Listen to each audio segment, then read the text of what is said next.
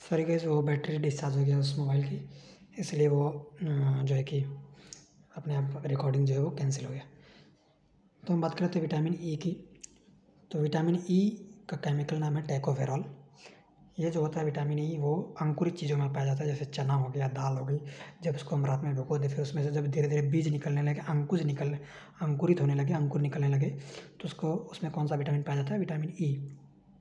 अगर हम vitamin E बाहर से ना लें, अंकुरित चीज़ों से ना लें, तो ये अपने शरीर में अपने आप बनने लगता है। ठीक है, यह तो यह स्वतः निर्माण होता है, सेल्फ मेड होने लगता है, बनने लगता है। ठीक है, तो इसको हम also known as beauty vitamin मतलब सुंदरता का विटामिन भी इसको कहते हैं। इसको हम सुंदरता का विटामिन भी कहते हैं।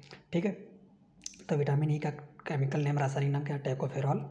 यह अंकुरित चीज़ों में पाया जाता है। यह स्वतः निर्माण होता है, मतलब अपने शरीर में अपने आप बनने लगता है, शरीर में अपने आप बनने लगता है।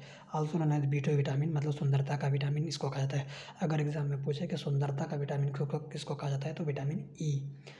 अब विटामिन ई की कमी से रोग होता है, वो पुरुषों में और महिलाओं में होता है। पुरुषों और महिलाओं में दोनों का काम एक ही है कि उसमें वो बच्चे पैदा नहीं कर पाते हैं। ठीक है, तो अगर मेल में हो रहा है, पुरुषों में हो रहा है, तो उसको बोलते हैं स्टेरिलिटी, नपुंसकता बोलते हैं, मतलब बच्चे पैदा नहीं कर सकता है। अगर फीमेल में हो रहा था, एबॉर्शन हो रहा है, गर्भपात हो जा रहा है या बांझपन हो रहा है, तो बोलते हैं ना कि ये और बांझ है, उसमें बांझपन आ गया है, बांझ है, वो औरत बांझ है, मतलब उसके बच्चा नहीं है, बच्चा नहीं हो पा रहा है। तो एक तरह की बीमारी है, इसमें कमी होती है विटामिन की, विटामिन ई की कमी होती है, डिफिशियंसी हो जाती है, इसलिए ये बांझपन या नपुंसकता आने लगती है। ठीक है, नेक्स्ट विटामिन है हमारा विटामिन के। विटामिन के जो है उसका रासायनिक नाम है फाइलोक्यूनिन। ठीक है, फाइलोक्यूनिन जो है, विटामिन के जो है, वो ग्रीन लीफी वेजिटेबल्स में पाया जाता है। किस में पाया जाता है? ग्रीन लीफी वेजिटेबल्स में, हरे पत्तेदार सब्जियों में पाया जाता है। ठीक है, हरे पत्तेदार सब्जियों में विटामिन के पाया जाता है। ठीक है, इसकी कमी से क्या होता है? ब्लड क्लॉटिंग होने लगती है। ब्लड क्लॉटिंग होने लगती है मतलब थक्का जमने लगता है, रक्त का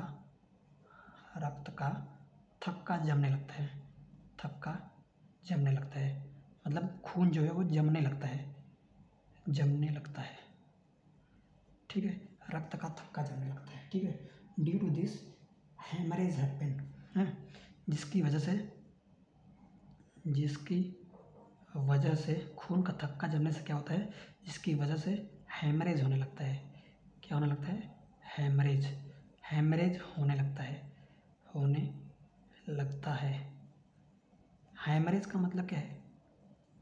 हेमरेज हो रहा है मतलब, हेमरेज का मतलब नसों का फटना। क्या होता है? नसों का फटना। हेमरेज का मतलब नसें फटने लगती हैं, मतलब ब्लड किसकी वजह से? ब्लड क्लॉटिंग की वजह से, मतलब रक्त जमने लग रहा है,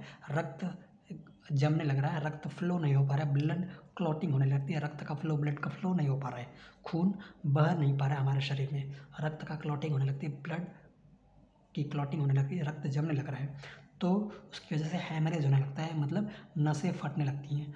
अगर यह हेमरेज ब्रेन में हो तो उसको बोलते हैं ब्रेन हेमरेज। क्या बोलते हैं? ब्रेन हेमरेज में नसें फटने लगती है, क्योंकि ब्रेन की नसें जो होती हैं वो सबसे कमज़ोर होती हैं।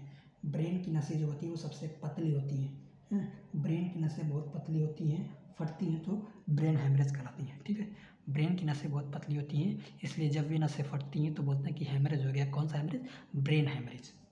तो ब्रेन हेमरेज मतलब मस्तिष्क की नसें फटने लगती हैं, ब्रेन की नसें फटने लगती हैं, ब्रेन की नसों का फटना। ठीक है, ब्रेन की नसों का फटना, ब्रेन हेमरेज। तो हेमरेज मतलब नसों का फटना, ये ब्लड क्लॉटिंग होने की वजह से होती है, मतलब रक्त के जमने की वजह से होता है, रक्त के जमने की वजह से हेमरिंग होने लगती है। तो ये रक्त किसकी वजह से जमता है? विटामिन के की कमी से रक्त जमने लगता है।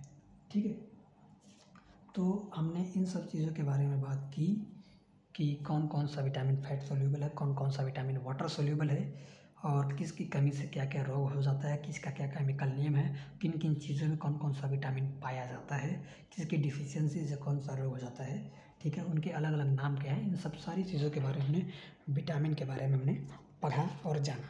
ठीक है, आगे हम विटामिन बी के जो अलग अलग विटामिन है, विटामिन B1, विटामिन B2, 3, 5, 6, 7, 9, 12 इन सब सारी चीज़ों के बारे में भी हम आगे एक लेक्चर में टाइम मिला तो हम डिटेल में बात करेंगे, ठीक है। तो हमको ये सारी चीज़ों का